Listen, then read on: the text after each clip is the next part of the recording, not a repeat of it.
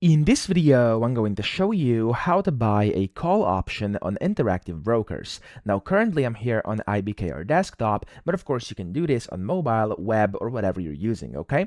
So you want to go to the top left here, and then you want to search for whatever option you actually want to buy. Now, I'm not a financial advisor. I'm just going to show you how to actually click buttons and get to the menu where you can actually buy a call option. So, of course, do your own research before investing any money. I'm on my simulated trading account over here, which means this is just paper money. So of course I can show you how this works. Now I'm gonna go to search up top, and I'm just gonna look for a random stock here, and right now let's just do Amazon. There we go. I'm going to type in Amazon and it's going to find it. Okay. And then I can go ahead and click on options right away, and it's going to show Amazon under options. Or if you're already on the chart of that specific thing you're trying to purchase, you'll be able to see you can switch between chart and then option chain up top. Now, when you are inside the option chain to actually buy a call option, you can go ahead and just click on put/call over here top left and switch over to calls, and only the calls are going to basically show up. You can go ahead and select the one you want to purchase. So of course it's up to you whichever one you want to do. Select the one, of course, with prior research.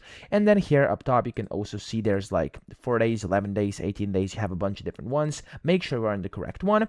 Click on the one you want to get. Click on buy order at the right hand side over here, and then you can select your quantity you want to do, the type of order you want to do, limit, market, stop, or any of the other ones on the list here.